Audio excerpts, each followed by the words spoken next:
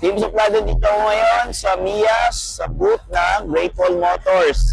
At ito isa sa mga pinaka-importante pinakita nila ngayon, ang GWM Tank 700 High 4Z. 2 weeks ago, nilaunch ito sa China, pero tayo ang unang nag-showcase ito or nag-launch ito globally dito sa Pilipinas. So, kita nyo naman, sa harap pa lang, napaka-aggressive na, napakatapang, lalaking lalaki. Parang handang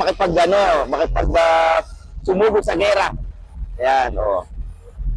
Yung LED lights niya, very parang retro na modern.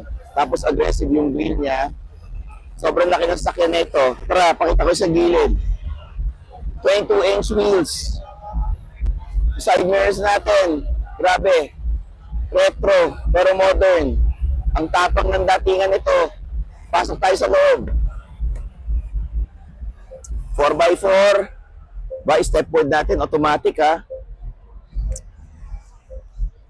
Grabe. Nararamdaman mo talaga yung presyo ng sasakyan na ito kasi ang presyo nito ay 6 to 8 million pesos.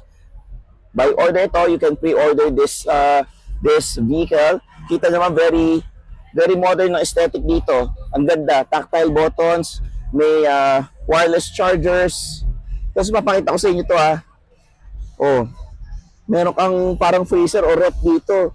Tapos ito, pwede mong ayan oh, pag meron kang cup holder, didiin mo. Wow, ganda. Leather seats. Second row, may aircon vents. Di ba? May sunroof. Pwede ka manood ng TV. Ayan oh. Dito tayo sa likod. Napakita ko sa inyo, napakaluwag. Ang ganda. Guys, you can reserve this car kung gusto nyo bilhin to, no? GWM Tank 700 High 4Z. Dito lang yan sa Mias. So, kung ako sa inyo, pumunta na kayo. Kita-kits!